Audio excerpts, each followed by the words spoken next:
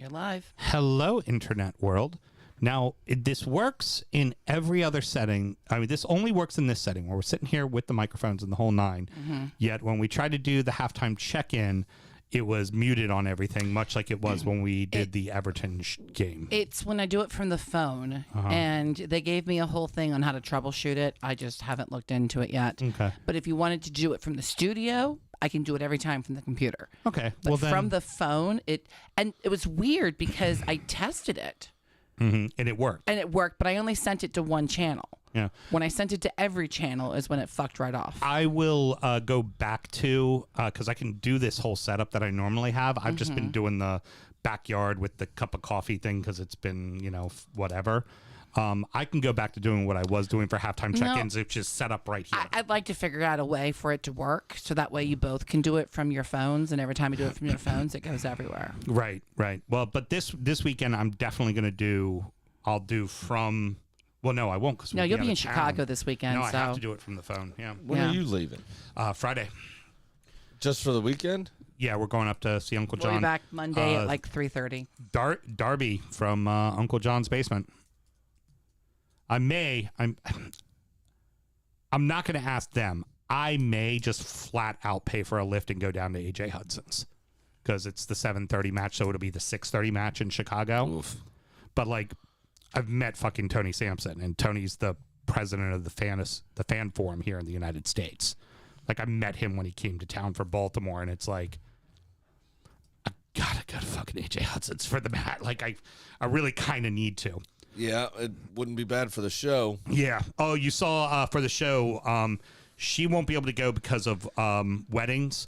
I'm on the 15th. You're on the 16th. It's in Philly of October. I can't go. Yeah. Tegan's birthday's the 15th. Oh, fuck yeah. Well, I mean, the 16th. You couldn't go on Sunday for your match? Maybe spill over from her birthday. It's fair. It's fair enough. You might have like a She sleepover. may have a sleepover or right? something. I don't know. I can't commit at the moment. I don't know. I will say the one If you can get tickets, get tickets. I'm going to.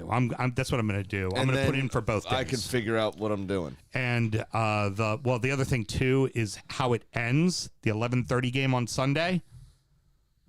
City at Liverpool is the final match of the day. Like, it's a pretty good one. We have Spurs at 10 o'clock, and then you guys have at 9 o'clock. I forget who it is you have. But yeah, I don't. I think you and Villa are both 9 o'clock on Sunday. I haven't looked that far ahead. I've only looked at our next 5. All right, so we haven't told anybody we have it. We haven't publicized it. We've done fuck all with it, except for just quietly put it in here.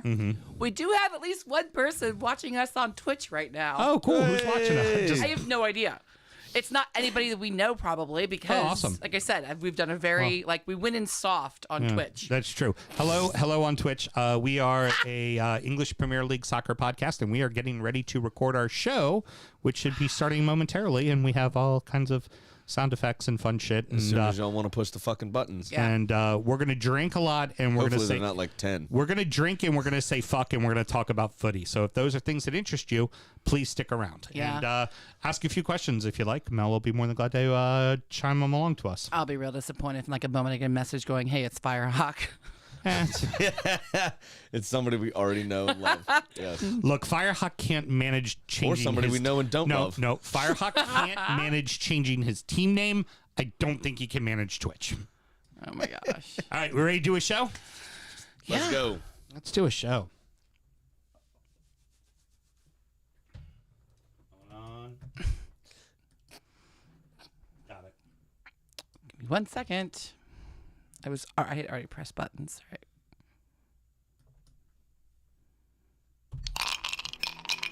This is JB McConville, aka J Business.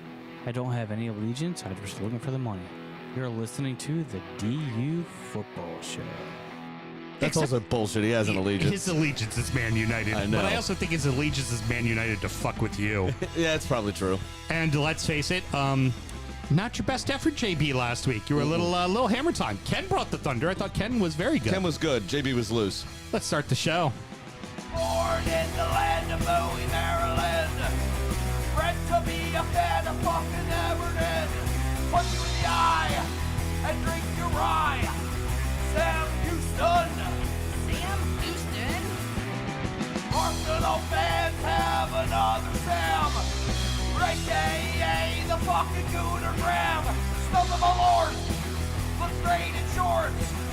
Sam Graham, hey! Sam Graham. Fucking United!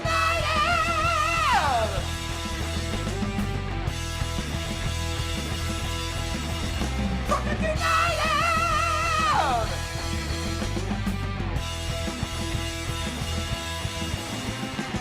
Hello and welcome to the DU Football Show, a completely biased recap of the English Premier League as told by two common American schmucks. I am your host, Sam Houston, and across the way from me, with all that hair, and I quote, my co-host, Mr. Samuel Graham. Sammy, how you doing? What's happening, everybody? That's why I told you, when we were doing our pre-show, I said, you just gave me the open. Thank you. I appreciate it. It tickled. With all that hair. Hey, Mel. Show title in the first 2 minutes. But also, Mel, I mean, come on. It's your mute button, your choice, and then all you can do is fuck up the mute button constantly. See, this is why Sam doesn't give you responsibilities. This is why he takes them away from you and decides your flavor profile. That's right. I was in mute prepared mode. Just go on with it.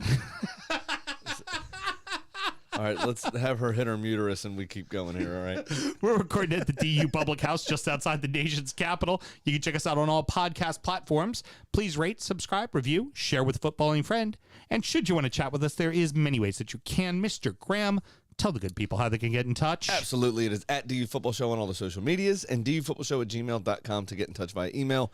We do check our DMs, so hit us up. Had a few pretty good interactions over the last couple of weeks since the season started. Or if you're close enough or become close enough that you end up having our phone numbers, you can just text us, which is what my boy Kenny did. Yeah, that happens too. Resident Southampton supporter. Yeah, what did he have to say? He didn't lose 9-0. No, he didn't. Another South Coast friend did. What he did say is he has a note for the fantasy portion of the podcast, which obviously happens on injury time, which, if you want to find that, is at patreon.com/DU Football Show. That is our preview of the upcoming weekend. Anyway. And that was Jonesian the way he just dropped that fucking... I mean... Seriously, you took a masterclass from Alex Jones on how to fucking get people to promote something. It was really fucking brilliant. Thank you. I appreciate that. Yeah, go ahead. You know, it's all a conspiracy by the lizard people. Satire. Please, YouTube, don't take us down for satire. Look. The infiltration of Liverpool happened last year. We're in a happy place now. I heard. Now it's Chelsea trying to ruin us. Thank you. Continue. So Mark is our resident Nottingham Forest supporter, correct? Mm-hmm. It's Mark, right? So he said Sam Surge of Nottingham Forest was subbed on for 1 minute in that game.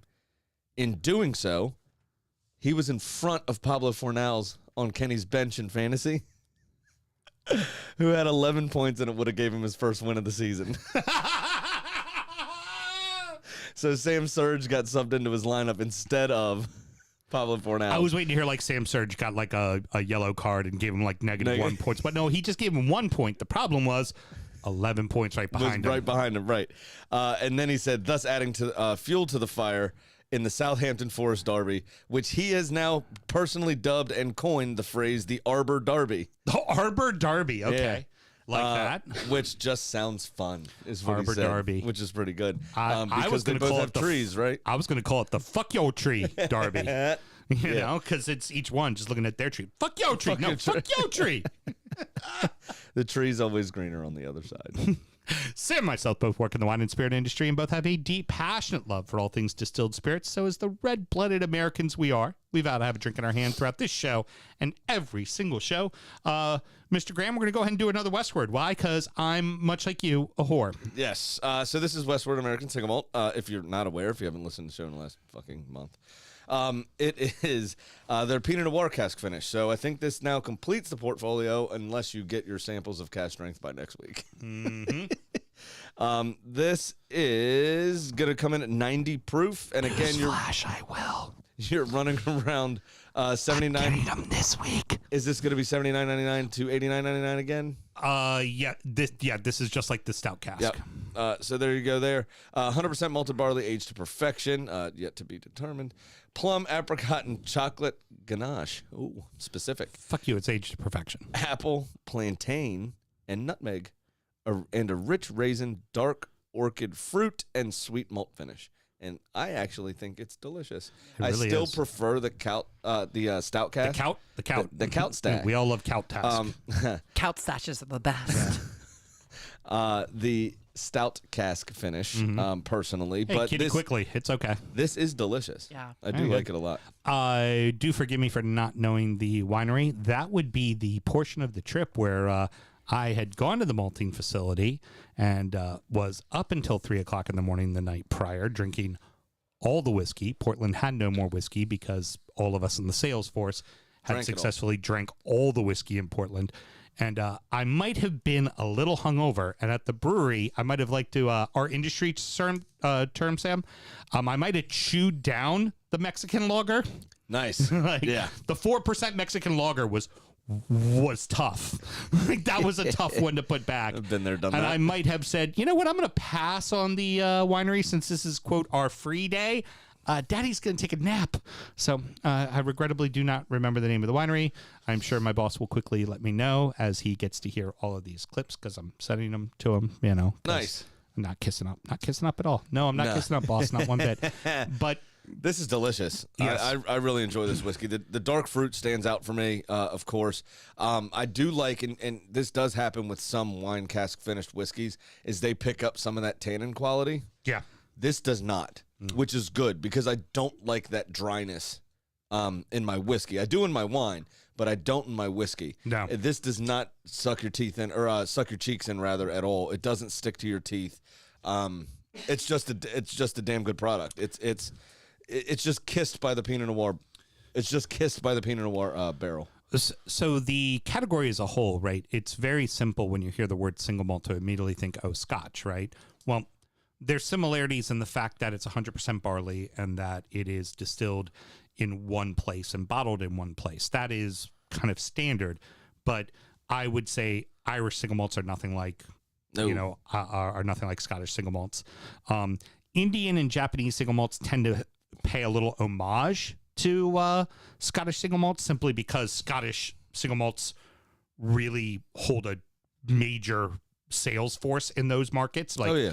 it's this is a blend, but Johnny Walker Black rules the rest of the world. We don't think of that here in America, but like in Japan, Grant's yeah, blended Scotch sells like a motherfucker. and you can't sell any of it here. No, It is. I mean Johnny sells, but Yeah. not but your comparatively. yeah. grants, you can't. You never have a number on grants. No, Like, no, it's just not what it is. they tried that for a year. None of us hit them. They dropped it. They were like, Yeah, Fuck they're this. like, it's all Johnny and a little bit of Doers and then maybe some Chivas.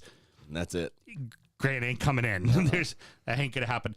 So, But the rest of the world, it's a premium brand. right? So with this is a little bit, like I said, that's where the similarities kind of end, right? Using New American White Oak, Scottish whiskey uses, used oak. In this idea, Speyside whiskeys in Scotland tend to use a lot of old wine barrels, right? Yes. Things like Madeira, port, sherry. Like sherry's just commonplace, right? You make the sherry hogshead, expand a bourbon barrel, throw a sherry butt on each end, and voila, you get best of both worlds in that regards. Yep. Well, why bother shipping barrels from halfway across the world when, one, Portland's kind of known for making beer, and you can simply take your casks, give them to breweries, let them do a barrel-aged stout, and you get all the qualities of port. Oh yeah. All the qualities of port finish right there. Why bother doing a sherry barrel when you've got Willamette Valley, one of the, honestly, next to Burgundy, probably the best Pinot making region in the world. Yeah. Sonoma, maybe. I'd still debate that Willamette's better. I like the Russian River Valley a bit. Those are delicious. Yeah, those are. But I'd probably say at the end of the day, But Willamette's probably there. it's B1 and B, 1B and 2B. Right. And for everybody listening at home, our one friend on Twitch, if you want to know how to remember to say Willamette, because it's not Willamette, Yeah. it's Willamette. Damn it! Yep. That's exactly. That's it. how you remember it. So, and this provides all those really wonderful flavors to it too. It's delicious. it's- I really enjoy this whiskey. it's fabulous. And It's worth every penny. And we tried one fun thing that we'll try once it's finally officially in market on the show live, but we tried it on Injury Time. And today, Sam, we will get to try something else special on Injury Time too. Ooh. Yeah, something that is not available at all in market. That's a teaser. That's a teaser. Yeah. Right. So if you want to, fulfill that tease, patreon.com/DUFootballShow. Love it. All right, kids, let's get into it. Let's have a good show. Let's do some footy talk. Oh, wait a second. Yeah? You said you had a correspondence thing. Yes, I did. In fact, I was going to save it till later on. But all right, go ahead. I'll go sorry. ahead. I'll go ahead and do it now. Just real quick. Big shout out to fucking Ryan Williams, one of the hosts of the American Toffee podcast. Yes. Familiar, Mr. We had a very enthusiastic chat on the 20 for 20 show, Ryan and I. Absolutely. And Ryan gave us a big shout out on the American Toffee pod this week. I did give correspondence. The color commentator was very interesting, we'll say, we'll say he was old school and just didn't like anything Everton did except for Anthony Gordon. That's all he liked, right? Was it Graham Souness? No, it wasn't Graham Souness. No, it wasn't. Did he come back late from halftime because he was taking a wee jobby? It wasn't Mr. MAGA Graham Souness. Brexit Graham Souness. But it was exceptionally biased and not very good. So, like, it's one thing if you're biased and you at least weave I feel you. You speak well and it sounds good. It just wasn't good. So I had tweeted him what our match reactions were, and I was like, well, I'm just interested to hear what Ryan has to say about the commentary team because honestly, the match didn't offer much. And that's funny. But at that time, he was like, first off, Sam's right, and then second, he just quickly said, hey, give the boys a listen. The show is absolutely hysterical. He goes, if not for just the opening song alone, you have to listen to the show. And really like the guys. And I just wanted to say it was very kind of him to give a shout out. And for any dumb reason, if there are any American Toffee Pod people who are listening to us for the first time, shoot us a tweet, shoot us a message on Instagram. We'd love to hear that. Yeah, definitely hit us up. Get on to the socials right now if you're watching us currently. If somebody's kind enough to give us a plug, I want to let that person know that their plug meant something. That's always important to do. Yeah, absolutely. And, the first time that I ever agree with somebody on anything, I'd like to tell them that. So, Ryan, well done. I completely agree with your assessment of our show. It is fucking hysterical. And I've also been one too, of course, mentioned directly, shows like the Everton Aren't We, American Toffee Pod, Whole Lot of Wolves, like shows that are specific to one team that really do a great job of kind of branding the message of those teams. And if you're someone who's listening to this as a whole and you have a team you support, I always say, listen to two shows. Listen to a show that talks about your team directly, and then come listen to us to hear about the rest of the league, because we ain't getting into any deep fucking theological discussions unless it's about Ashley Barnes kissing another fucking grown man, because that shit we live for. Just don't listen to the ones that cover the whole league, because we cover that whole for you. Well, exactly. Or we deep dive when another team loses 9-0. Absolutely. That's what we call a transition, boys and girls. The Giants of the Prem scored some goals this weekend. One was a comeback, and the other tied a Premier League record. Liverpool 9, Bournemouth 0, Man City 4, Palace 2. For the fourth time in the Prem, Sam, there has been a 9-0 game, and we have well documented the two times, twice, because they're double good at it. Within a year. that Southampton did it. Yep. There is this one, and then of course back in 1995, Manchester United beat Ipswich Town 9-0. In Norwich's greatest result ever. You stopped all over my fucking joke, it. you asshole. Did you have that? In Norwich's only successful moment in the Prem. That's what I was going to say, you fuck. Before we recorded this show, I even told you. I forgot. I told you. I forgot. But great minds think alike. In Norwich, That's brilliant. In Norwich City's only true moment of glory. That's so funny. I forgot you had a dig for them. Please explain to everybody Ipswich and Norwich, because neither one of them have been at the Prem at the same time. It is the old farm derby, they call it, because they're in the middle of fucking nowhere. And they're like an hour apart from each other, and they're like, well, we're the closest ones to each other, amassed this great fucking desert. So I guess we have a derby. Well, the farmland, yeah. And it's so they're in Suffolk, Norwich or Norfolk, which is two neighboring kind of regions in the same area of England. They're about an hour apart or so. And basically it's all farmland in between them. So it's called the Old Farm. Obviously a play on the Old Firm from Scotland, Celtic and Rangers. It's the part of the train ride that I took as I was going up to Edinburgh that I fell asleep. Yeah, exactly. There was nothing to see. Oh, there's nothing there. But yeah, so they have a rivalry. It's kind of not as intense as it used to be, really, because it's kind of similar to, I guess, out West Ham Millwall. Right. Because they don't often share the league at the same time. Right. But So- much like United and Wednesday, the minute one has a failure, they love to bring it up. Oh, of course, absolutely. Ipswich went down the year that Norwich went up for the 11th time, that they promptly went down for the 11th time. But when they went up, they were like, yeah, I don't know what feels better. Us finishing first and going up, or Ipswich finishing 20th and going down.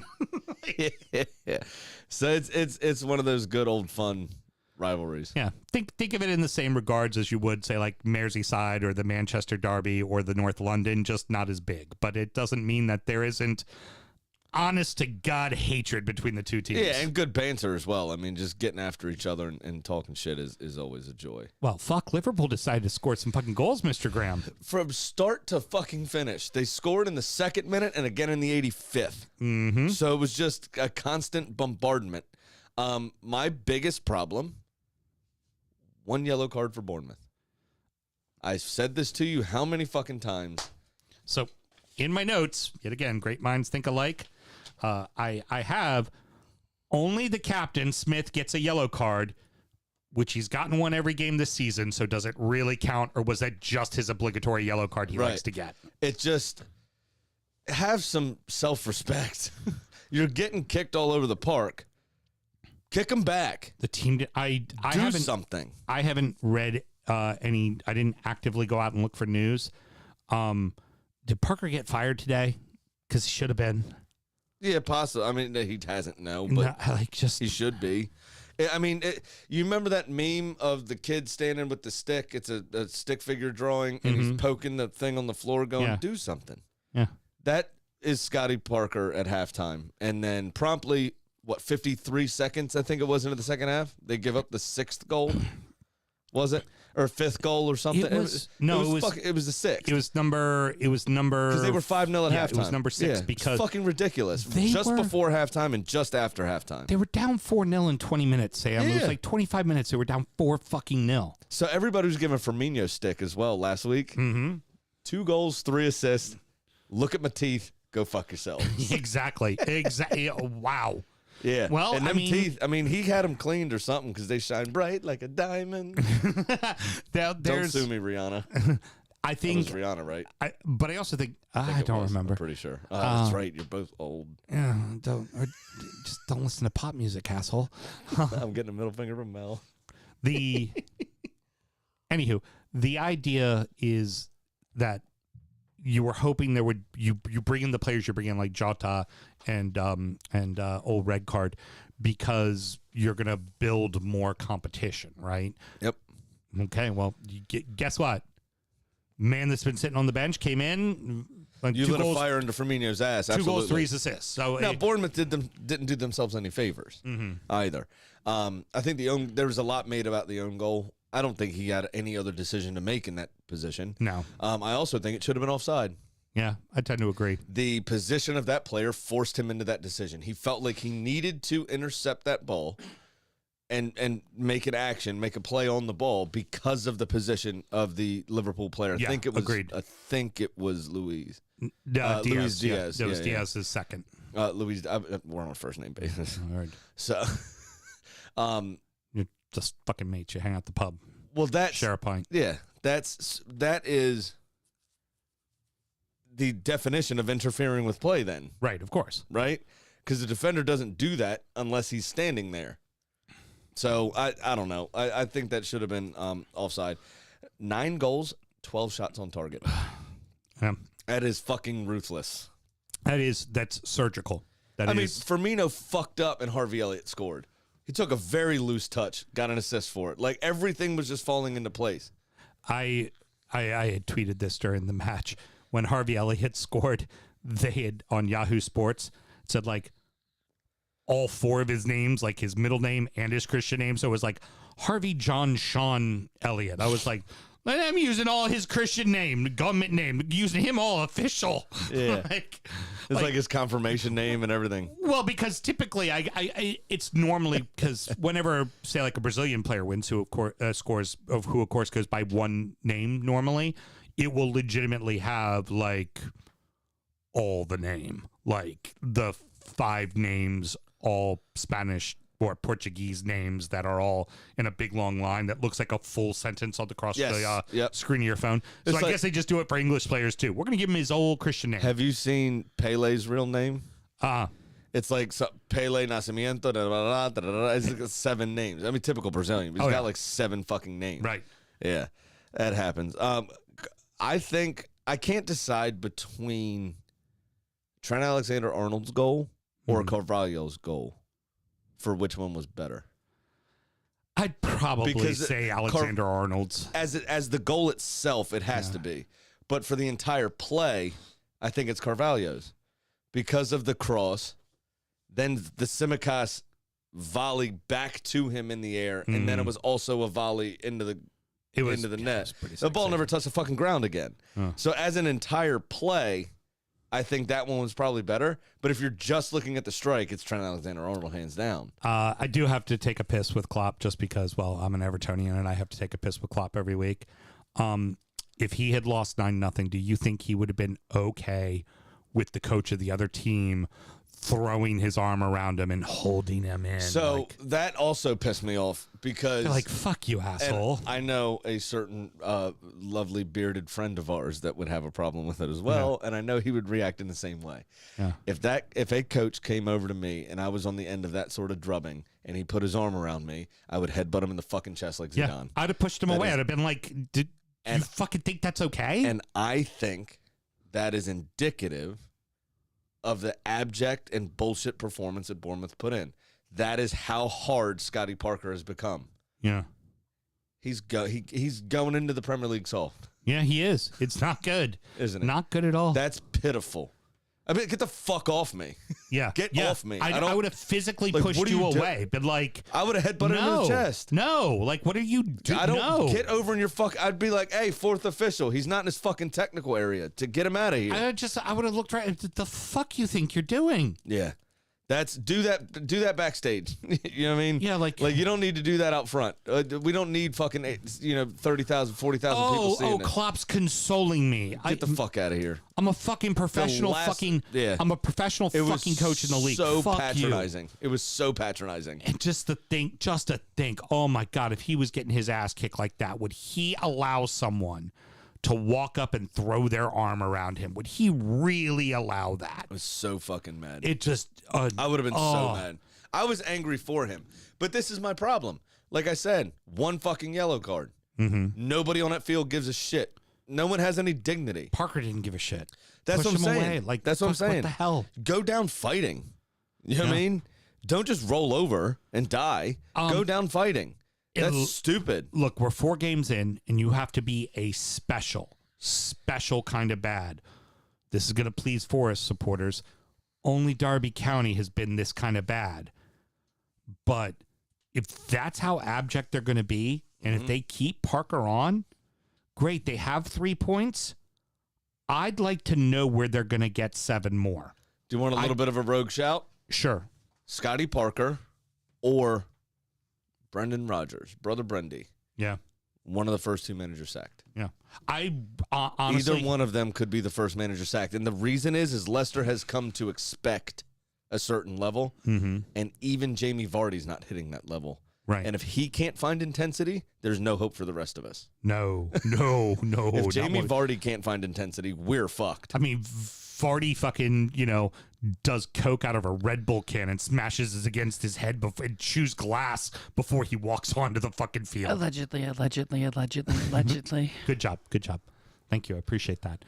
But like, that's for injury time. Never mind. Sam, I honestly There's was thinking a stripper and a Red Bull can joke in there somewhere. I'm going to leave it. I was injury time. Legitimately thinking, Sam, that you and I, when we write our preseason predictions, that we were going to have to write the second manager fired because the first one was already fired before the end By of the the transfer time window. we get there. Yeah. That can still happen on Tuesday, Wednesday, and Thursday. We could be doing a show on Thursday where a manager's already fired, and I think there's enough candidates that could fucking happen. Oh, yeah, absolutely. Now, well, to be fair, Watford's not in the league, so probably not. Right. But still. I think that a manager being fired in August, I think, has only happened like 3 times. I think the only thing saving so- Parker right now is the fact that he has to play like really, really good teams. So he just played Liverpool, then he has to play Arsenal. Like, okay, that's... Well, Arsenal, then Liverpool Yeah, in the previous 2 weeks. Yeah, and then they have to play, I think they have to play like Tottenham next or something like that. Okay, Like yeah. It doesn't get, or City. It might even be City. It doesn't get any just does easier. not Yeah, get no, easier. absolutely. Oh, but for Liverpool, there's your fucking wake-up call. Well, yeah, exactly. I mean, that, and they still have more people to come back from injury as well. Yeah. So they're only going to get stronger. You knew that they weren't. I mean, we'd like to take the piss, obviously, but you knew they weren't going to be in trouble. Oh, no. They probably have lost the title now, but they weren't going to be in trouble. Yeah, I tend to agree with that. It's going to take something special for them Well, because... it's the old cliche. You can't win the title in the first 3-4 weeks, but you can certainly fucking lose it. And especially going into the next match, with what City's done, Palace take an early lead. There's an own goal in the first 5 minutes. They get the second goal. They're fucking charging right along. And Palace has been a bogey team for City. The second half, fixed. Yep. Fucking. So this is now the second game in a row. Now, City took the lead against Newcastle, obviously, last week. Right. But then promptly shipped 3 to them, unanswered, before roaring back to the 3-3 draw. Here, they shipped 2 goals early. Against a better side, say Arsenal, with a little bit of confidence. We score early, we're shutting up shop. Mm-hmm. It's a lot harder to break us down than it is fucking Palace, at this stage. You look at some like Liverpool, if they come out screaming against City and score a couple early, if that's going to be a running theme, City could actually be in trouble. I think this season, this season's going to be really fucking weird. This is going to be the hardest predictions we've had to write, I think.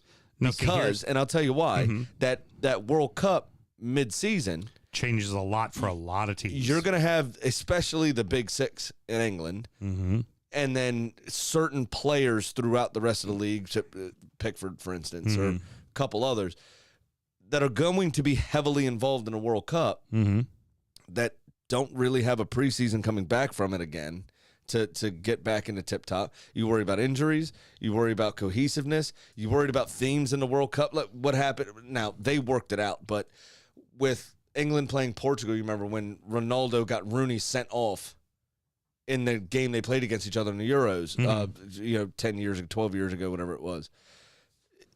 That could fracture a dressing room. Oh, absolutely. Now, it can. Sir Alex was there, and he didn't allow that to happen, right? That didn't happen with United at that time. But there's a potential. There's some weak-ass coaches in this league that could fucking ruin their dressing room if something like that happened. So it's going to be difficult, I think, for City to come back after the World Cup. They could drop some results. And you're seeing they're a little bit fragile. They're a little bit stagnant at the back and a little bit fragile in the beginning of games.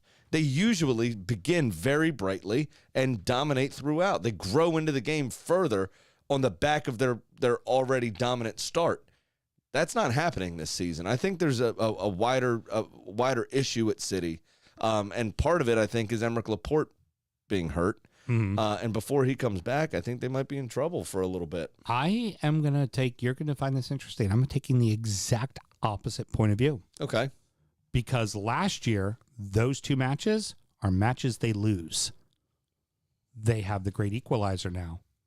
They've got the tip of the spear. And they leaned on that guy. Now, there's question that he probably should have seen a couple of yellow cards that he did not see in the first half. And then there was, of course, the goal that got called away from Palace because of the player stepping in front of the throw or the roll from Ederson. But I think that, and we'll get to that in a second, because that's happened a couple times already this season. So precedent has been set for that. Yep. until VAR gets involved. Right. Well, VAR hasn't been getting involved. Do what they want. That's what's funny. It's how they've been handling it is what's been interesting. But anywho, I think Erling Haaland offers that fucking get out of jail card. I think it offers them I think that they now have, before people would set up shop and the best City could do was pass it around the outside of the box. Maybe somebody tried to dribble in and then lost the ball inevitably is what would happen. Well, now you put that big fucking Norwegian in the middle of the fucking box and you pipe a couple up there, suddenly they got to spread out a little. That defense has to spread out a little bit, address those guys on the outside. Suddenly those holes start to open up again. So I'm tending, this is good because we shouldn't always fucking agree.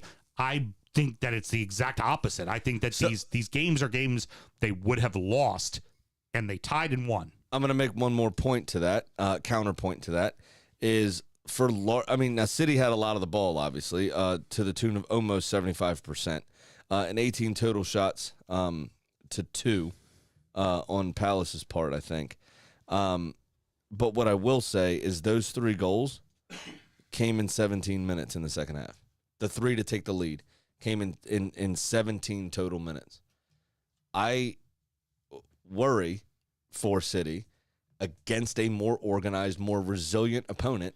And I'm not trying to take anything away from Palace, but Palace don't have world-class stars across their team. If you look at the likes of Liverpool, Chelsea with Koulibaly now, with Arsenal and their growth that they've had, those 17 minutes don't fucking happen. Liverpool. So what do you can't has been. You can't blitzkrieg a team that's better than Palace. Let's remember before 9-0, Liverpool's defense has looked ordinary, and Van Dijk's gotten beaten. I understand that, but they had a lot of injuries throughout that team. Dumb, hot-headed red card. So, and I'm sorry, Arsenal's just Arsenal, and they find a way to fuck it off. Hey, come on, we'll be fine.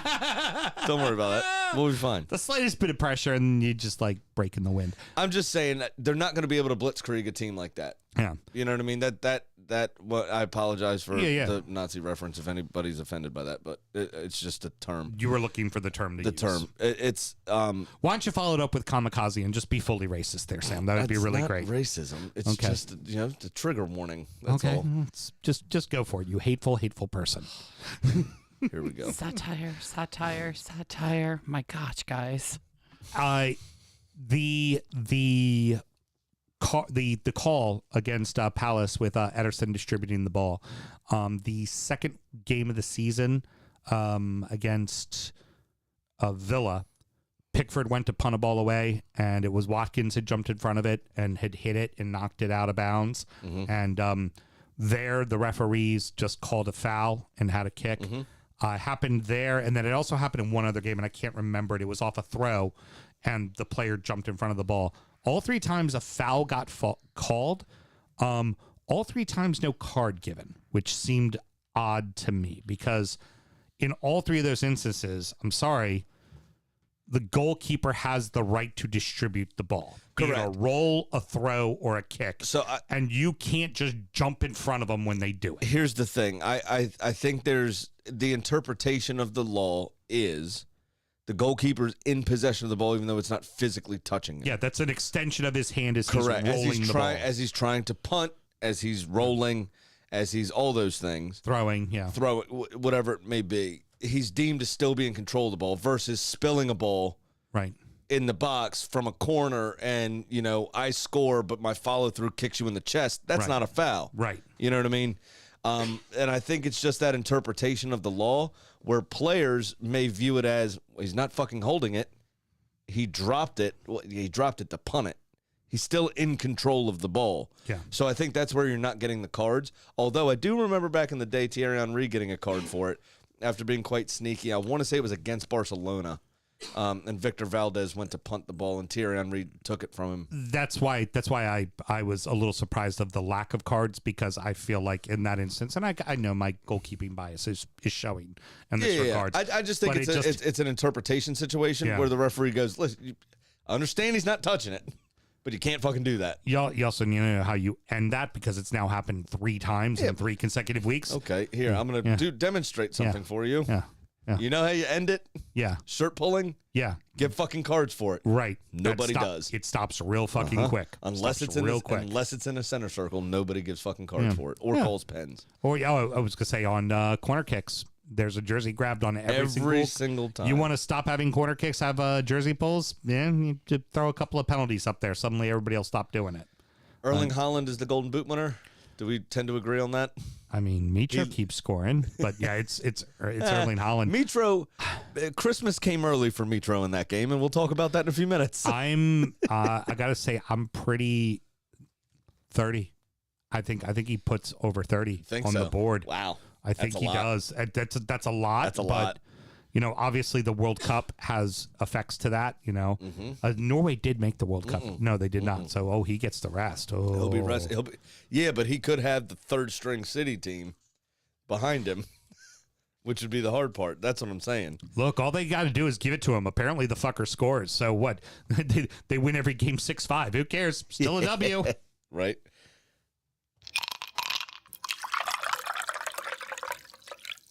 Neither North London club has lost this season and find themselves at the top of the league in first and third.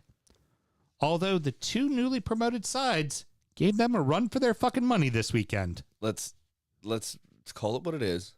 Neither one of us have lost, but only one of us is perfect. Heard. Okay. Well, you know, Pro Arsenal Agenda says it on your shirt. Right there. Arsenal 2, Fulham 1, Tottenham 2, Nottingham Forest 0. Gunners sit top of the league despite going down in the start of the second half. Crap performance.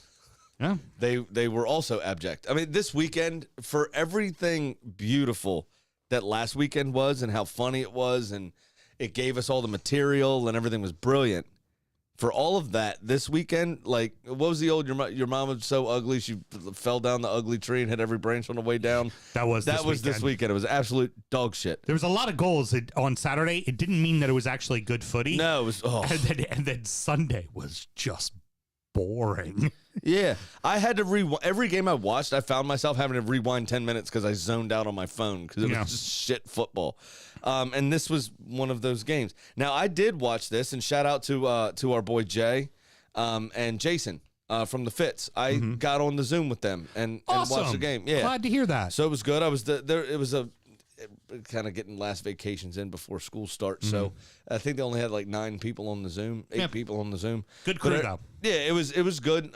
Jay sent me the link and I jumped on with them. And next time, I told them that we would try to get on together at the same time so we could chat with them the whole game. Would love to do that. So Jason was at a bar, Jay was at a pool, and then the 2 others were at home, or 3 others were at home, and Jason had 3 with him at the pub. Yeah. And then the other 3 were at home, and so we were able to chat a bit more because they could actually hear me.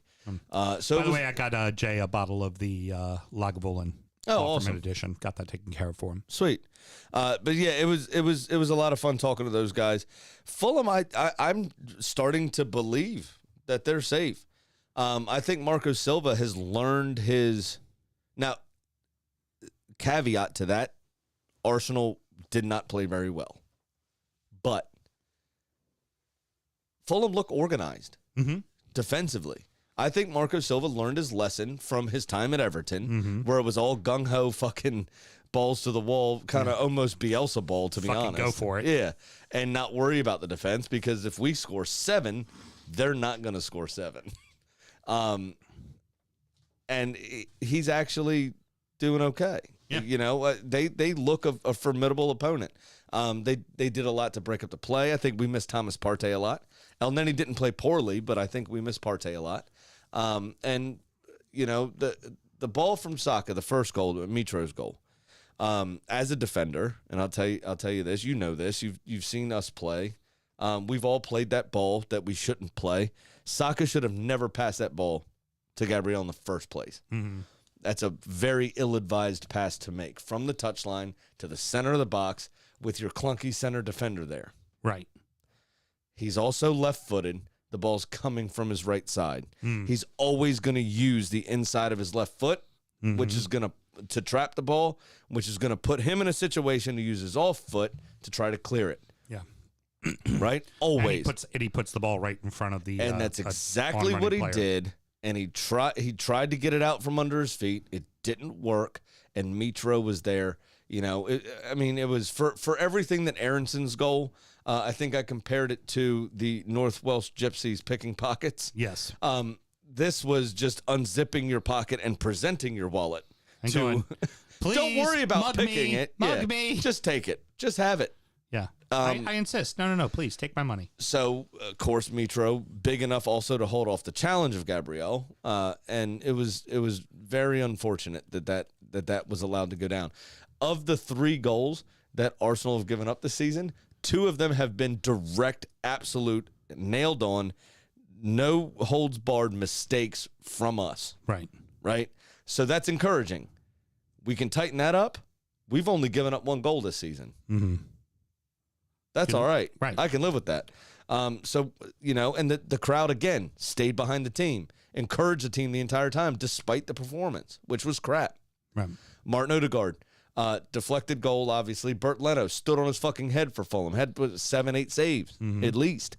And then Gabriel, of course, making amends from another Gabriel's corner that Leno spilled. It was his one mistake the whole match. It's like gaggle of Gabriels on your team. Tell me. Missed his punch, and the ball fell kindly, and Gabriel put it away. Now, Sam, here's the important thing. I don't want to, the Fitz called us out for spending a little bit too much time talking about Brentford last week, and that was because we had someone who has shown interest in Brentford in studio, so that's why we talked about the team, because, Nicole is exploring her sexuality, as we have already explained and coined that phrase. Sexuality, that's right. Oh, we all, and by the way, Fitz, y'all listen in Georgia or Alabama, it ain't fucking Australia, is it, motherfucker? Okay? Yeah. We have somebody in Australia that fancies the bees, and we want to make sure that her listening at 3 o'clock in the morning is rewarded. But it's also very important, too, to go ahead and talk about Fulham now. Which You're right. Yeah, we should give them the respect they deserve. Fulham, the only Premier League club to go out of the League Cup this week. Yep. Yeah, they lost. Now, granted, they didn't bring any of their starters, but still, normally your backups are supposed to get a job done, especially at Crawley Town. The team with a little bit of a PR problem currently. Well, the players aren't even able to hear the whole team talk because all the brown ones have to go change in a different fucking room. They actually fired that manager. Oh, but good. Thank goodness. That's still a PR problem that they're trying to fix as well. Crawley Town, League 2, Sam. League 2. Would you like to know what place they are currently in? Can I guess? Sure. 17th. No, worse. 23rd. So they are the second worst team currently in league football. Yeah. Fulham lost to them 2-0. Nice. Hey, Fulham, are we talking about you enough yet? I just want to double check, make sure we're talking about you enough, because I want to make sure we are covering all the bases about talking about them. I know he was fired, but I'm going to make the joke anyway. Uh-huh. Did the racist walk over and give Scotty Parker a hug? It's not Scotty Parker anymore. It's Marco Silva now.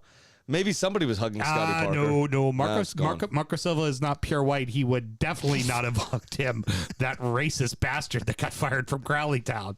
Come on, man. He'd have said something racist and told him to go fucking do his press conference away from him in another room. Hold on, can we put a wall up between our coaches' boxes? Because, there needs to be some space between us. Oh. Fucking ridiculous. There we go. I think we've covered Fulham very well, right? The 2-0 loss in the league. They'll have a lot of time to rest. Good for Fulham and good for the Fitz. Very good. I'm glad to hear you finally did a hangout with the Fitz, man. That was fantastic. And I'm going to catch so much shit the next time I do one with them. I'm jumping on next weekend. Or I might jump on tomorrow during work. Forest gave Spurs all they could. Now, granted, Spurs and Conte tend to play a defensive style, but Forest went at them. Forest did go at them. They did. I think this is going to be a bit of a problem for Forest throughout the season. Now, Emmanuel Dennis showing up helps, but this was the first performance from Forest where I thought they actually looked like a team. Everybody seemed to be on the same page. And that's good. What I worry about them is that Fulham from 2 years ago, for instance, some good performances. They tried really hard. they were on the same page. Mitro couldn't score a fucking goal to save his life. Right. So they benched him, right? They don't have a tip to the spear. And Awon-Yi, had the one thing he had, he knew nothing about. The one goal he's had, he knew nothing about, just hit his knee, remember? And then they have Awon-Yi. the kid who came up with them. I know. It was a good joke. It was a good joke. We're keeping it going, I Dad. just couldn't stop giggling. Settle down, Dad. We got you. That could be a show title, too. Awon-Yi. Knee, yeah. K-N-E. Well, it should have been last week, but when it happened. No, that 2 would be weeks 2 ago. weeks ago. Yeah. Thank you. Anyways. Anyways, well, my job is to keep it fucking rolling, and we're already at 45 fucking Well, minutes. let's go then. Because we're talking about Spurs, so you want to hurry up and have this segment be done. I'm going to constantly fucking press time.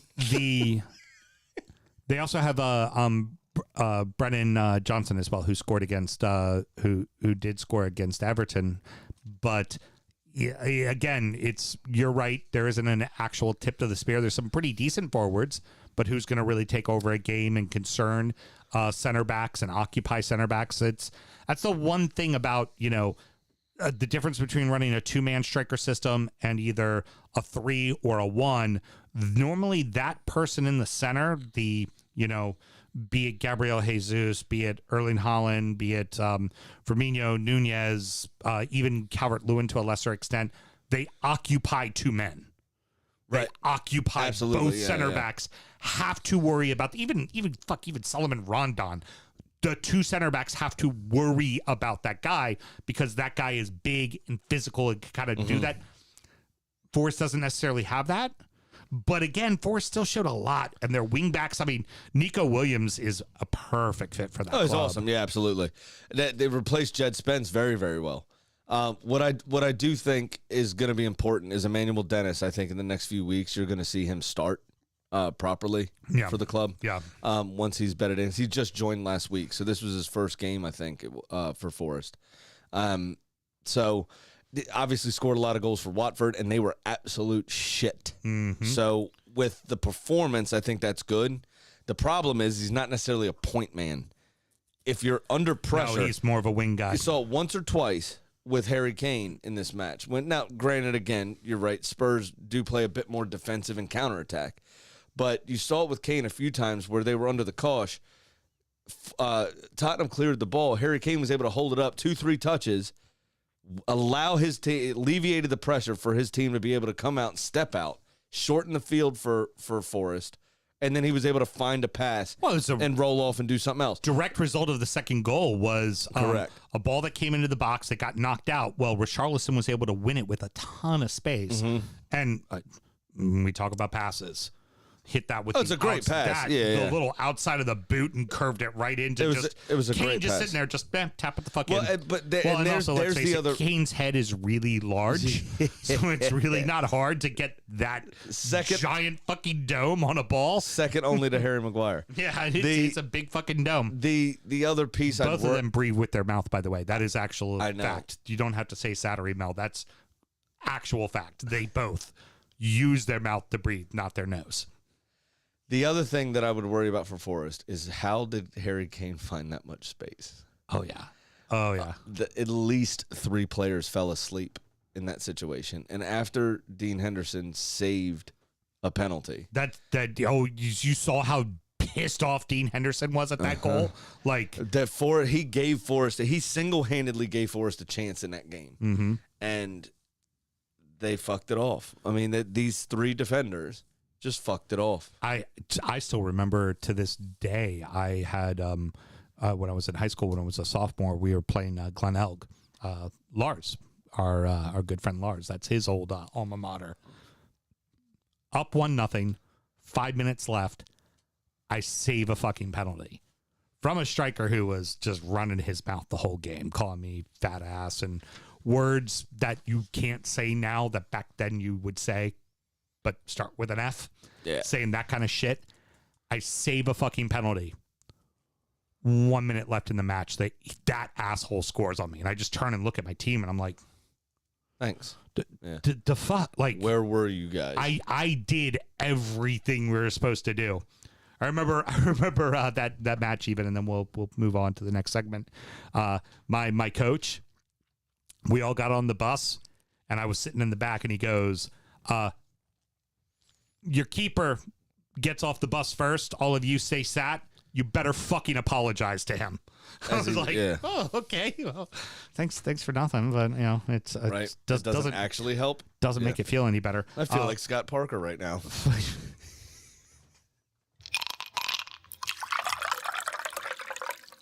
I had one more question, but no, that's better. Rounding out the rest of the league, and so that happened.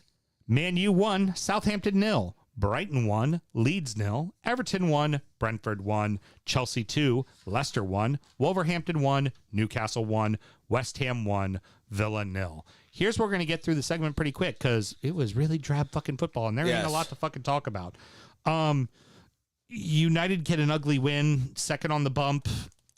Saints didn't look awful. No, but completely abject from United. After what they did last week, you would expect a follow-up performance, to really instill some confidence in the fans. No, they had a good 5 minutes, and Southampton had a lot of fucking chances. Mm-hmm. It wasn't until after the goal that United started to turn the screw, but it just, they couldn't finish. What if Southampton had gone up 1-0? Like, what would the reaction had been exactly from United? So it's hard if you're a United supporter to really take much confidence out of that. And unfortunately for Southampton, here's the thing. Your kids are going to be brilliant for you. They really are, and it's right to make that youth movement and move on to that. But I remember when Mel wasn't supporting them yet, but when Villa did that, they promptly went down because ultimately the league becomes too much. That spotlight becomes too much. So if you could have played kids like crazy, you really have to lean on somebody like Ward-Prowse, and at some point it breaks. It breaks. It doesn't. Yeah, absolutely. It's not a formula that works, and I still have very little confidence in Southampton. He can't play a 12 out of 10. An absolute blinder every fucking week. No, he can't. You need somebody else to step up at some point, and Che Adams just isn't that person. And kids are going to make mistakes. Absolutely, kids are 100%. going to make mistakes. I like their goalkeeper too. Mm-hmm. That kid is. I think they've improved, but also again, young keeper. So you know what's going to happen there. There's going to be some gaffes, and unfortunately, if you're playing on that much of a razor's edge with gaffes, those gaffes can cost you the fucking. So I'll tell you now. I know you don't like me doing this, but I'll tell you now. I think Forest are down because they won't be able to score enough goals, and I think they'll draw and lose games that they were well into. Right. So I think Forest are down. I think Bournemouth are down. I think that performance just nailed their coffin, to be honest with you. And I think that last relegation spot is up for grabs by 6 teams. Yeah, I would agree. I would tend to agree. There's a lot of teams that could fall into that, and it really comes down to what happens. I worry about Wolves being unable to score goals. I worry about Leicester with their defensive issues and not signing a fucking soul this summer.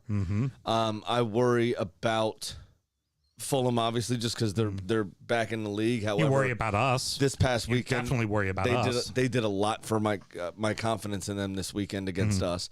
I worry about Everton.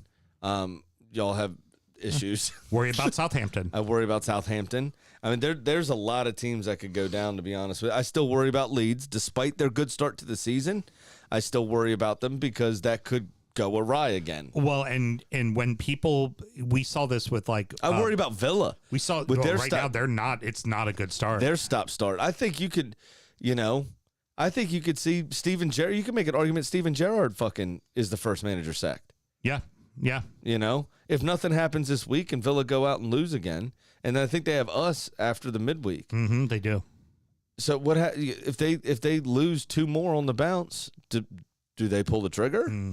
It could happen because especially, and we'll get to it, but that team does not seem to be responding to him at all. Not at the moment. Not one bit. Well, speaking of which, I gotta say it's kind of normal, Sam, but I feel like this needs to be played. Get my way downtown, walking fast. I'm a seagull. Go fuck yourself. I don't know how. I don't know why. I fear for Danny Welbeck getting hurt because he always does, and you just sent away the backup. Now, granted, the backup wasn't happy, but with Mopé, but. Next man up, they just keep rolling. The system works. Like I really thought losing Cucurella in Yves Bissouma. Now, again, They changed their shape, though. long season. This team, I think, will fall off and ultimately be under the top 10. You know, not a top 10 team like they were this past season, but the system's working, and Potter's head hasn't been turned. There's been multiple suitors. He's still plugging along, wanting to be their coach. So I don't until they prove otherwise. They're doing great, and they're going to they're clearly going to be fine. A lot of games are won and lost in the midfield, and with the addition of Tyler Adams for Leeds, and really seemingly so far this season not missing Yves Bissouma at all, I like both of Brighton and Leeds' midfield. Yeah, I think they're going to provide them a lot of protection and as well as an attacking platform on both sides of the ball. I think these teams, honestly, I really feel like both teams are going to be okay. But I think Leeds are a bit more on a knife's edge, I think, than I think style of football. I think it's style of football that possibly makes it a little harder for them there. Our boy Lars pointed it out. Apparently, they just do not beat Brighton, much like West Ham. They just don't beat Brighton. Right. Brighton's a thorn in their fucking side. And I think it's Mbeumo for Brighton, but Mbeumo. No, Mbeumo is for Brighton and Mbeumo. And Mbeumo is Brentford. Brentford, yeah. Yep. But yeah, it's next man up. They seem to be doing just fine. It's Leeds, you weren't in your stadium. You played your game, but ultimately it didn't work. I mean, the quality of the finishing for both sides was fucking terrible. Yeah. Just 20% of their shots were on target between the two clubs. It was horrendous. Good in that department. But again, a lot of games are won and lost in midfield. So you have to have that platform, and both of them do. I hate the fact that I have to say this, but because I'm normally used to being the best of the rest, quote unquote, and this is a game that typically Everton should go and win historically. That was a good point on the road. Unfortunately, it's a good point. That's what Everton is right now. That's a good point on the road. I would say there was a bevies of bees dicks for Brentford as they hit the post 3 fucking times. Yep. Now, I would say commentary and Rebecca Lowe aside, because at halftime Rebecca Lowe proclaimed it's 1-0 Everton, but Brentford are dominating.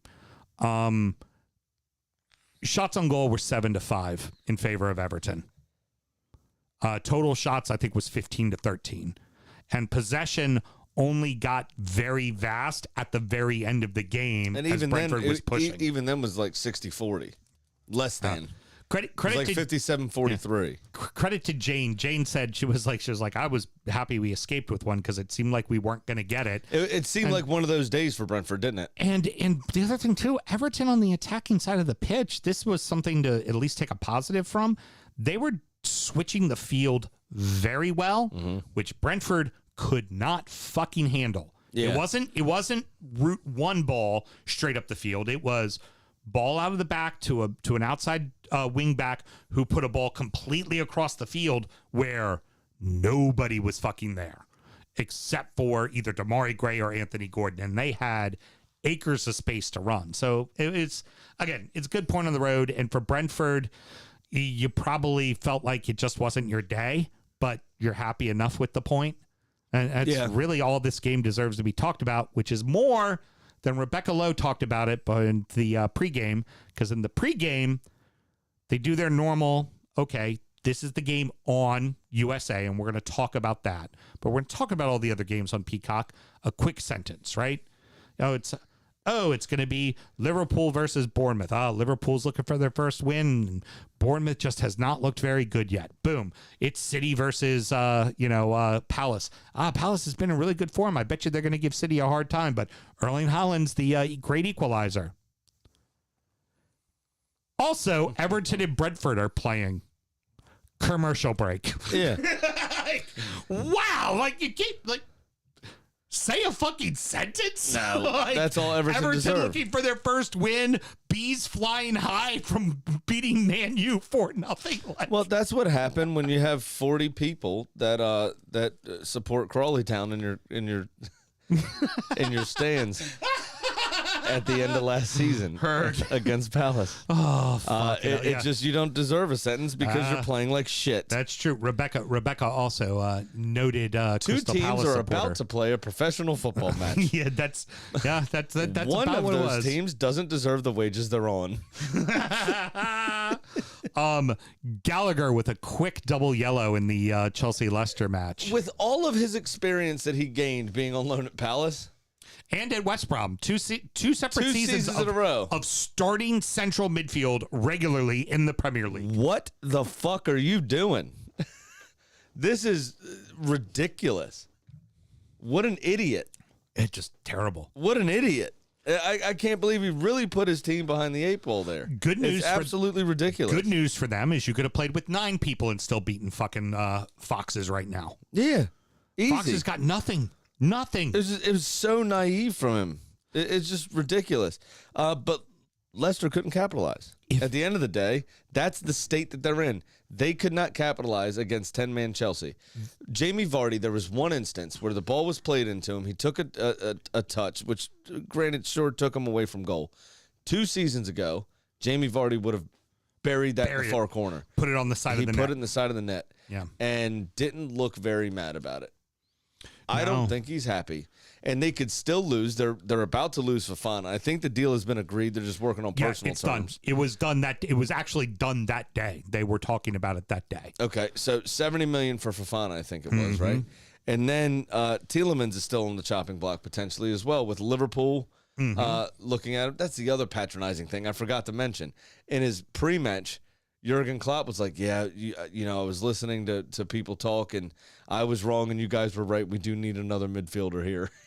You just won 9-0, man. Yeah, I will say, if I'm Yuri Tielemans, right, and seeing how this is going, and this is kind of a shame because I'll get the fuck out of Dodge. We've credited Leicester for getting it right even after the death of the owner, and like they've done a good job. And Mark talked about it on the 20 for 20 show. If I'm Tielemans today, I looked right at the club and I handed him my fucking transfer request. Absolutely. Because your value is not going to be any higher than it is right now. And he's got a World Cup coming up, which he'll do well with. So if he's not gone this transfer window, he is the number 1 target for a lot of teams in the January transfer window, right after the World Cup, right after he's the starting fucking central midfielder for a team that will definitely be in the quarterfinals of the fucking World Cup. Yep. Maybe even win the fucking thing. They're that good. They could. Roberto Martinez will fuck it up, but they're that good. Well, no. I mean, you know what? Actually, you might be right because it's happening in the Inter, so Lukaku's going to be up for it. Wait.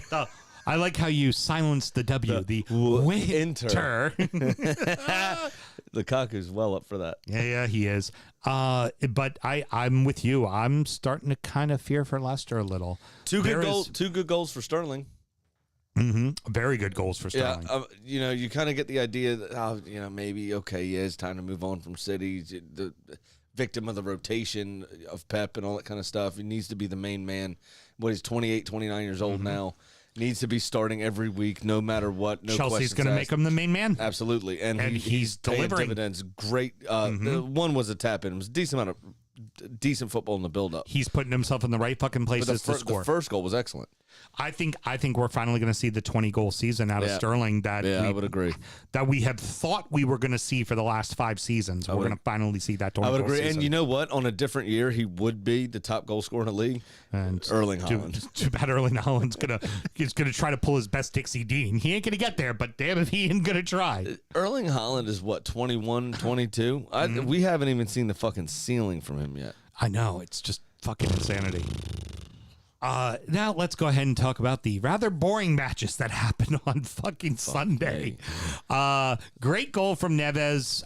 Maximon equalizes. There is two excellent goals. Just not much to talk about outside of that. The only 2 decent bits that were in the fucking game, mind you. Somebody hit the post for Newcastle in stoppage time. I can't remember who it was. Anderson maybe had a header. That hit the post, but Ruben Neves if there's one player in a league that you're gonna fucking close down, outside of the box, it's Ruben Neves. Oh, He's yeah. fucking known for it. What are you doing? Like, Why are you not running out after him? 25 yards out? Don't let the man shoot. You gotta be fucking tighter on him than Tighty Whitey's. All right, now, much like last time when we talked about Pope and Newcastle, because that was the more important story, Sam, I'm going to give you a little bit of something that's going to make you very, very happy. And I found this out from Lars. Okay. Apparently, Leeds are interested in the Wang. Oh. Let me find out. Wang and Cock? The Wang Teaming and up? the Cock Spit roasting the rest of the league? double penetration, Chinese finger cuffs, getting it fucking done. More on that on Injury The Time. Wang and the Cock. It's yin and yang, baby. The Wang and the Cock, man. Now, you know what? We haven't made enough of, and actually, now that we're talking about Wolves, it's poignant. Willie Bolly just didn't show up amid transfer request, not request, but transfer interest from other clubs. Right. Willie Bolly just didn't show up to the game, despite being named in the squad Oh, shit. for Wolves. But we haven't made enough of Willie and Wang being in the same Oh, team. Willie and Wang. Yeah, we have missed out on that. Yeah, we haven't done enough on that. That's an opportunity lost, Mr. Graham. That's on both of us. It is. That's our fault. I blame both of us because we need to be sophomoric enough to know all the dick jokes. Yeah, and if I was a meaner person that didn't respect the life and times of Mr. Shinadabaprava from a couple of years ago, there would be a Willie Copter joke somewhere in there when Wolves play Leicester. Oh, yeah, that would be really bad. Anywho, Moving on. West Ham finally score. West Ham finally win. Great volley from St. Maximin, though. Oh, yes, it was. Very much so. Excellent. West Ham finally score. West Ham finally win. Oh, good for them. In the Battle of the Claret and Blue, did not go so well. No, they're claret and we're just fucking blue. Just blue four balls. shots. Just 4 shots on targets Yeah. between the two teams. Well, here's Terrible. A lot of blue balls. Here was the big thing that there was no actual change from Gerrard at halftime where the ferryman, the man that is known for playing one system all the fucking time, made changes, got the goal, got the win. And Villa seemed just abject. Yeah, can we put Gerard's name up on that list of coaches that Oh, might be fired? Oh, he's there. He's absolutely. Now, I wouldn't when be he brought surprised if they- Leon Bailey I'm on, off. Yeah. I'm off the Gerard bandwagon, by the way. Leon Bailey actually tried to make a difference. He tried to grab the game by the scruff of the neck. But you got to look at this performance from both sides, honestly. The crosses weren't beating the first man. Nope. They were horrendous. The build-up play was meh at best. It wasn't good. But the crossing was fucking schoolboy stuff. It was absolutely fucking terrible. I don't know where. And canny operators on both sides. Matty Cash, Aaron Cresswell, couldn't beat the first man on their crosses. Vladimir Sufal. Yeah. It's just like, what the fuck is going on here? It was just put a decent ball in the box. Luca Digne couldn't beat the first man on a lot of his efforts. I woke up. Now, They granted, looked winded 15 minutes into the match. I had been drinking a lot the evening before Saturday night, with Larsy Poo. Larzapan, Little Spoon, softest hands in the business. All the Definitely, nicknames. Larzapan is probably the most fitting nickname I've ever heard in my life. He's put his hands in the business? What'd you say? as softest hands in the business. Oh, sorry. By the way, Sorry. injury time. I have stuff. Heard. So anywho, Did they snuggle again? I woke up. I was a little hungover, not terribly hungover. I sat down to watch the game with her. And the second half, I was just like, I'm just going to listen to it from the bedroom because I don't even want to watch this shit. Like, it's fucking terrible. I played on my phone and listened to the game and checked the scores as I was fucking sitting there playing fucking Clash of Clans. Like, that is how entertaining You ditched the Risk? Saturday's action. Oh, I still play Risk, too. That was how entertaining fucking Saturday's action was. It just... Mel? I got nothing to say. Can I do this shot and get it over with? Which was kind of how I felt during the game. Can someone get me shot and get this over with? Once again, I asked the same question. Villa? Look at that. Mel's taken 25% of the shots that both teams took in this game. Hashtag facts. What, you going to finish that or what? Didn't I? Oh, my goodness. Oh, no, there's a little This bit is left a in there. fucking travesty here.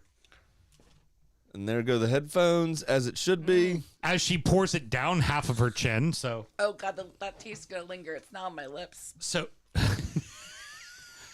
I can't say better. All right. Those of you watching us live, we are going to take a quick break, and we'll be right back. Got to put the chickens to bed, and Daddy needs more alcohol. Yeah.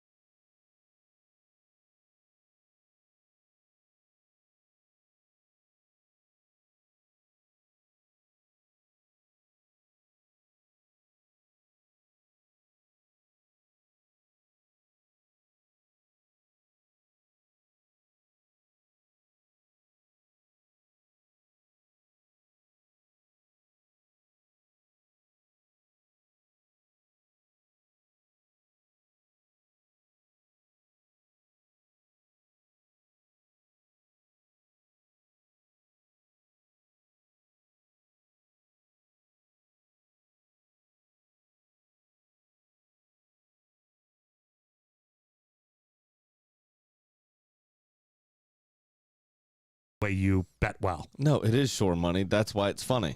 Bet the exact opposite of what we do. Again, if you can't get it, that's your fucking problem. Well, when my first two hit on Saturday, I almost wanted to text you to say, hey, can I cover my $100 by putting 100 on the -1.5 on Tottenham, just so I could have been a winner regardless? But, that's not how the segment works. So, but that's what I would have done in real life. You know what I mean? Note, Sam, okay, Mr. Graham, this is why we call him our degenerate gambling friend back. Yeah, so what he's saying was... his brain is going, all right, I'm up. I need to just cover, so if shit don't go right, I'm okay. Yeah. Well, that way I would have won regardless. It would have been like I would have won $50 or I would have won $300. You know what I mean? That's what I would have done in real life. So like, if Pat was sitting at the sports book, right, what he would have done was go, I'm doing really good right now. Let me run over and put another $100 into the machine and make sure that I do even better or just cover what I've lost. Yep. In case it fucks off. That's like saying, you know what? I'm going to put $35 on 17, right? Black on roulette. But just in case that fucks up, I'm going to run and play a $50 blackjack hand real quick. or I'm going to put 50 on red. Yeah, can you just? I was going to say, or put on red and then green hits. Just keep it on my chips for me. Will you real fast? I'll be right back. ... Degenerate. Yeah. All right, buddy. So what do you got this week, my friend? All right. So since I'm only down 100, I am, I'm taking a weekday bet as well, and I got the weekend bet in as also. I won't be able to join you on Thursday, so I might as well just go ahead and All right. So for the weekday, I'm just going to take 100 on Nottingham plus 2.5 against Man City. That'll win 115 if it hits. And then the weekend, I'm going to take a two-way parlay, 100 for Wolverhampton minus a half a goal plus 120, and Arsenal plus a half a goal at minus 170, which will pay off at 250. So all right, that's all I got. Yeah, it's kind of all pretty tight and simple. Hey, you know what this weekend is though, right? Oh, it's the start of Merseyside college football. College football, baby. Oh, it's college. Well, this is where the college fund really gets lost. What you didn't bet Nebraska and Northwestern over in Ireland this past weekend? I need a full day. I need from 12 o'clock to about when the West Coast games to about 1 o'clock in the morning. I need that full day. Then if one bet's going crappy, I can just switch to another channel: FS1, FS2, ACC, Big Ten, CBS Sports, USA. Anyone, and just pick another game and go ahead and throw a second half bet on that.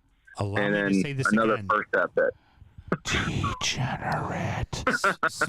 Speaking of being a degenerate, you know what I did notice? I went to the sports book to watch United Southampton with Brian. Oh, cool. With my brother on Saturday. Very good. Also a problem. What, he bet like $2? No, he actually put money down. The only issue with that's a first. The only issue with live. Check this out. The FanDuel Sportsbook, separate employees from the regular casino. They don't open till 11, maybe 10 on the weekends. Right. Nobody there to change the old channel. They Uh-huh. had a replay of a Formula One match. Right. Oh, bitter. Yeah. Fucking pissed. We ended up going to Expectations. Shout out. They were excellent. Yeah. Excellent, if you will. Yeah, that sounds terrible. In Ellicott City to watch the game. So we bet on the kiosks and then rolled, right? Yeah, they don't even have. We couldn't find a bartender to change a channel at the bars. Like we couldn't even watch the fucking games there. They don't even have Peacock either. No, like they don't. Yeah, they need to. It was fucking absurd. They need to get that shit right. Literally the only live sporting event on, and they didn't have it. Anyway, besides the point, right? So I woke up at 6:30 in the morning to go to the casino. Yes, that happened. Degenerate. That a boy. But. You know what I noticed on the kiosks, which really pissed me off? What's that? Darts was not an option to bet anymore. Oh, boo! I know, and I've made a lot of money betting on darts. Yeah, you were hitting that like crazy. Thank you. Right. Yeah, wasn't even an option on the little menu. Pissed. Fucking maybe pissed. Did you punch in your punch in your user code and they said no, you're not allowed to bet on this anymore because you're too good at it? Because you're a fucking asshole. Yeah, no, they didn't take me. They didn't take me to the winners' lounge. No, that didn't happen. That did not happen. But yeah, I was livid, and now maybe there was no darting happening this week, but It should at least be there. Because you could bet futures for 8, 10, 12 months forward. I don't know. I was wasn't watching even a salt fucking tip. option. There was a salt tip tournament going on this weekend I was watching. I don't know if that's too low for them to even put up on the book. Yeah, they'll put anything on the books. That's not right. Yeah, no, it's fucking ridiculous. I was pissed. I do have to say, gentlemen, for both of you, it's called 12 Steps. There's meetings. They're anonymous. You don't have to talk to it about it with anybody, but we're betting darts and spending an entire day on college football. And especially right now, Sam, as your hair looks emo as fuck, you should probably just go to the meetings now, especially just for that hair. Well, here's the you thing. I'm a firm proponent of the 12 steps and all that stuff. Well done to you if you can get sober, you can stop gambling, you can do all that, this, that, the other. One thing that a lot of people don't know about me is I have a particular issue with that program for me personally. That's number 9. I ain't apologizing to fucking nobody, okay? So I just couldn't complete it. This is not going to happen. I'm not fucking apologizing. Oh, that's all right. Right before I went on, my wife just called me to see if I wanted to go to the movies with the family to see the new Thor movie at 12:30 this Saturday, and it basically was a pretty quick response. That's a hard no. I'm going to be sitting in my basement watching college football all day. Are you crazy? Right? Yeah, but As I'm watching you guys talk and I'm looking at Sam right now, all I can think is, why didn't my bets hit? I blame you, Dad. That's good. All right, Pat, thanks a lot, man. We'll talk to you again next week. Thank you for having your bet ready for Thursday. Appreciate your commitment to admin. no problem. Talk to you later. All right, brother. All right, so for mine, okay? 4-way parlay as well. Arsenal to win. You liked my emo singing, didn't you? Yeah, it's not bad. Yeah, it was not bad at all. I wouldn't mind going out to My Chemical Romance tonight, to be honest with you. Or Hawthorne Heights. Arsenal to win, over 2.5 goals in the game. Palace to beat Brentford and Wolves to beat Bournemouth. That's going to bank me 823 smackaroos. Very good. Very, very good. And I think all 4 things could happen there. I really do. I got to tell you, normally we're on fire with our bets, but, it's been a slow start. Somebody else does better. Well, somebody else is below 500. Yes. We have a chicken.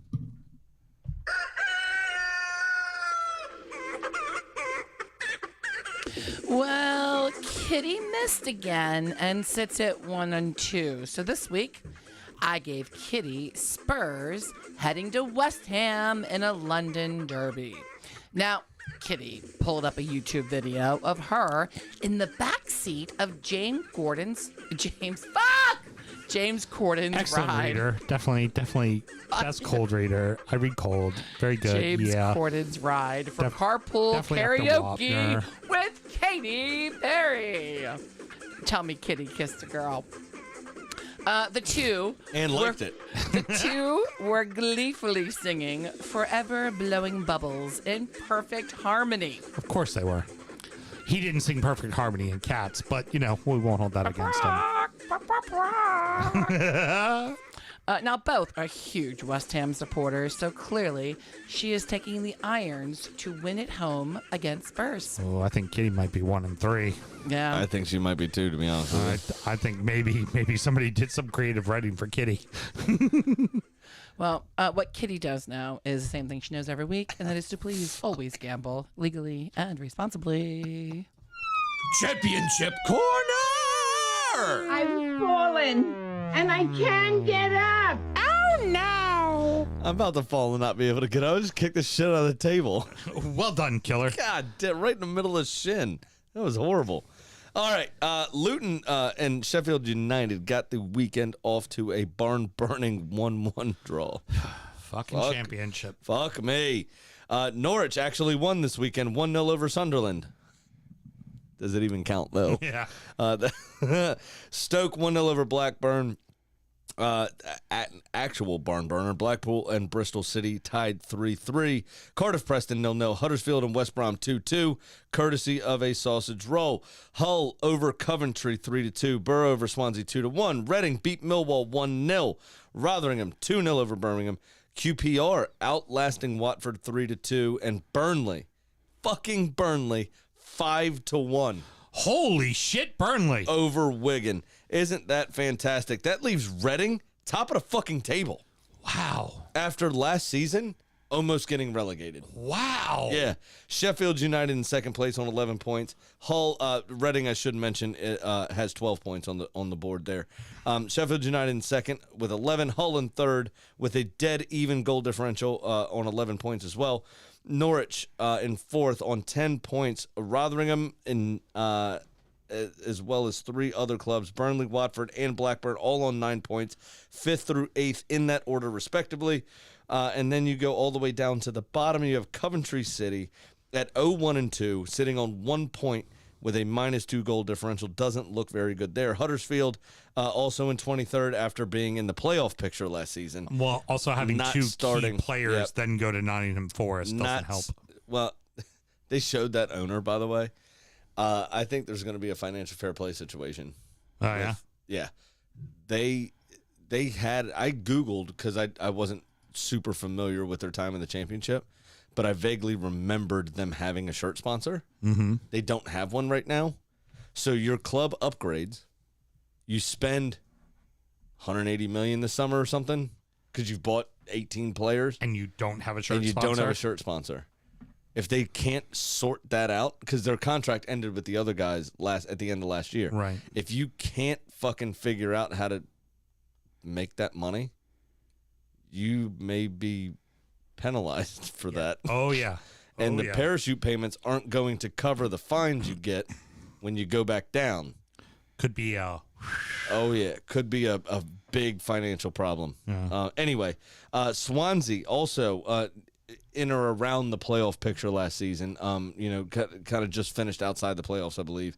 They were in 22nd spot on 5 points. So Coventry kind of digging themselves a hole. Even if they win a game, they'll still be in the relegation zone. Oh, not good. Not No, good at all. Birmingham City also, another one of Steve Bruce's former haunts, is in 21st. Wigan in 20th, Luton in 19th. So they're all still not out of it, although they are a lot of points above Coventry, even at this early stage. Wow, very cool. Very cool. Oh, wait, Steve Bruce. There you go. West Brom, firmly in 15th. Doing what they do. Good Christ. Jordan, Nick, Brett, please tell us you're listening, because otherwise this is a daunting task talking about the championship. I knew the Fitz listened. I knew the fucking Fitz Yeah, listened. no shit. Please give us something, boys, because the championship is a daunting thing to talk about. I like to think, and maybe Taylor can get on this for us because he's really good at Photoshop and stuff. Mm-hmm. I would like, because Craig Bellamy is a Welshman, he is kind of pale in certain lights. So maybe this has to wait until something comes out around December, January time when he loses his summer tan, because he does like to golf, old Bellamy. But with Vincent Company's head, I would like to see a Photoshop of Pinky and the Brain with Craig Bellamy and old big head Vincent Company. Love it. I think it'd be good. The old 90s cartoon, late 90s cartoon, early I know. 2000s, I Pinky know. and the Brain. Yeah. Okay, that's it. Try to conquer the world. Hashtag homework. What are we doing tonight, Brian? Try to conquer the world. Pinky and the Brain, Trying brain, to take brain, over the brain, world, brain. but you know. Silly puppy. I can't lay him. Bye-bye. That's going to wrap it up, boys and girls. Sammy, any parting words? Not really. I don't think there were any dickweeds this week. Yeah, none. No, it was Good pretty job. fairly simple, other than the way Steven Gerrard set up his team. I appreciate the pivot. That was well done. I thought you were going to go with the other word, and you dickweed was solid. That was Thanks. well done. Yep, I Well, almost did. Look at you being mindful. I've reached my cunt quota for the week already. Still slipped one in there, didn't we? You called it out. I wasn't going to do it. I wasn't going to do it, but you called me out. All right, next up is injury time. We're going to talk about the beers that we've been drinking. One of mine that I've just opened was definitely skunk, so none of us will be drinking it, and which is a shame because it was a German lager, which would have been fun to drink. Yeah, I've had a couple of those recently that have been kind of skunked. We are going to talk about our adopted clubs, our fantasy programming. Yes, Mel? I was just gonna say, you do have beer because Brody brought beer over. Dare I say, Brody, better than Geckel. Oh, how the tables have turned. Oh, you know what? I do have parting words. And I'm going to fucking take this one real quick. If you're watching live stream right now, stick on. You're going to get 5 minutes injury time for free. Little taster to see what we do, talk about the beers and stuff. We are going to take a quick break, though, so we can grab said beers that Brody bought since he's better than Geckel. And then we'll be right back to talk about injury time. All right. That's going to wrap it up, boys and girls. Till next week. Good night. Have yourself a cuddle.